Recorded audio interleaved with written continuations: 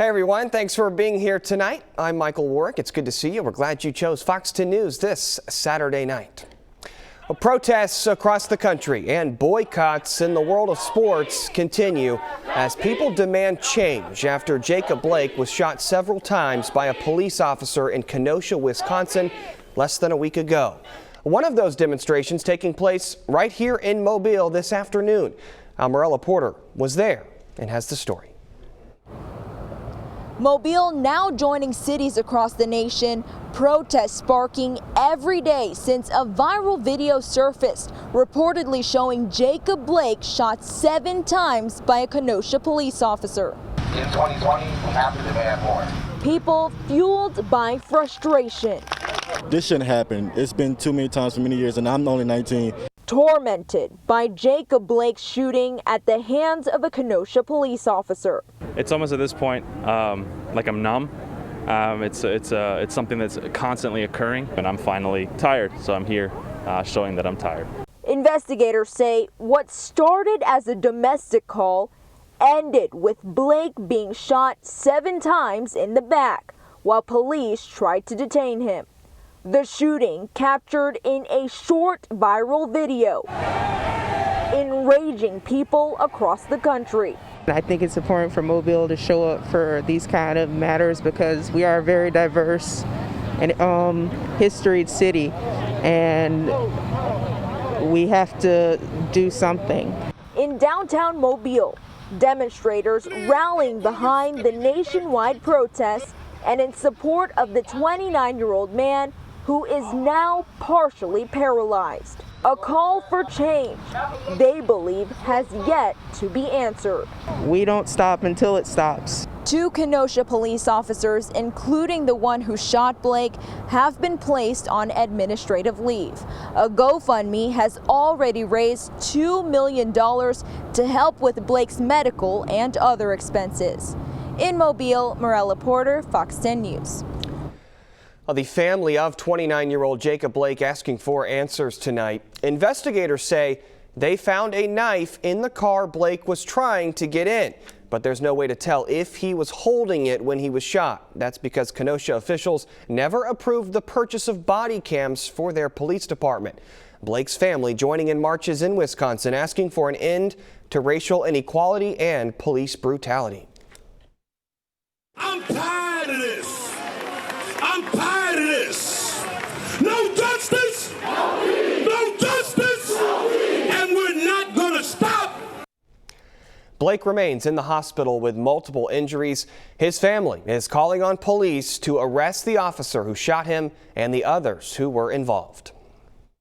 Yesterday I approved a major disaster declaration that helps individuals and business owners, which is a little bit different, but it goes right to the individual. And I've signed that already. President Trump in the Gulf Coast getting a first-hand look at the devastation from Hurricane Laura today. The powerful Category 4 storm plowing through western Louisiana this past week, leveling homes with 150-mile-an-hour winds. Help also arriving into Lake Charles from our area. Linemen with Baldwin EMC shipping out yesterday, getting right to work this morning, helping to restore power to some of the 400,000 people who've lost it as cleanup efforts behind a Category 4 hurricane begin. President Trump paying a visit to Louisiana and Texas after parts of those states were left devastated by Hurricane Laura. We went through a couple of areas. I have never seen anything quite like it. You had trees ripped out from the roots. You had pine trees that were broken in half, not even from and you just don't see that kind of power. Laura already being blamed for at least 16 deaths, some of them thought to be from carbon monoxide poisoning from generators. Tonight, around 400,000 people are without power. It's very important that I was here and already met some people that have been absolutely devastated. This was a tremendously powerful storm. From our area, Baldwin EMC arriving to the Lake Charles area last night, beginning to help rebuild miles of power lines. The more line workers you have in doing that, the more quickly the power will be restored.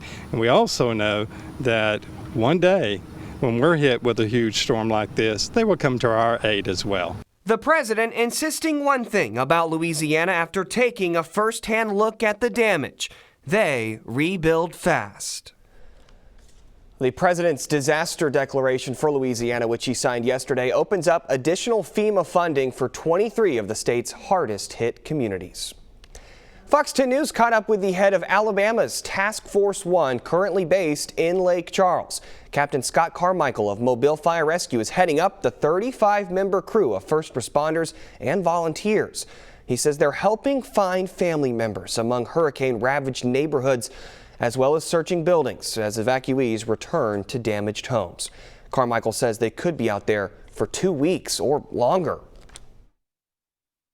We're prepared to be here for 2 weeks. If it extends beyond that, we will look into the process of bringing more members in and rotating these members home to keep working and just keep a couple people here to maintain continuity.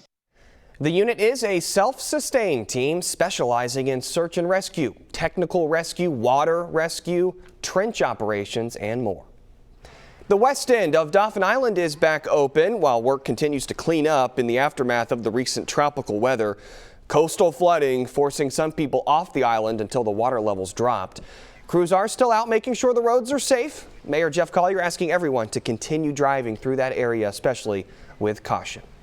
Let's check in now with meteorologist Matt Barentine. Matt, the heart of hurricane season is here. What are we seeing in the tropics now?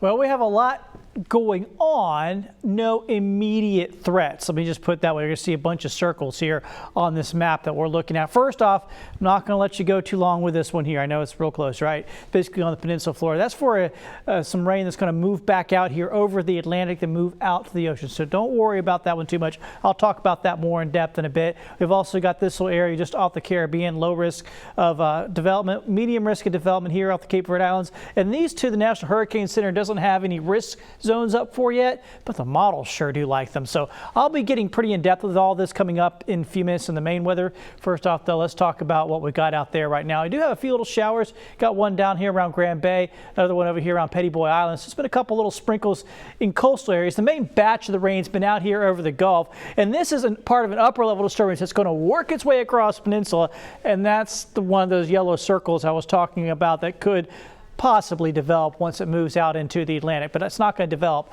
down here in the Gulf, so that's the good news. Futurecast, wake up tomorrow morning, things should be pretty quiet as we start the day. A couple of sprinkles and showers along the coastline, and as we get later into the day, scattered showers and storms are likely to pop up. So here's what it looks like on the planner. You can see the planner is showing a couple of possibility of a couple showers in the morning. Temperatures will be really muggy in the mid to upper 70s to start the day. So get ready for a sticky start to our Sunday coming up in a few minutes. Obviously, I'll do the full breakdown of the tropics, and we'll check out your forecast for your Sunday and going into your work week in just a bit.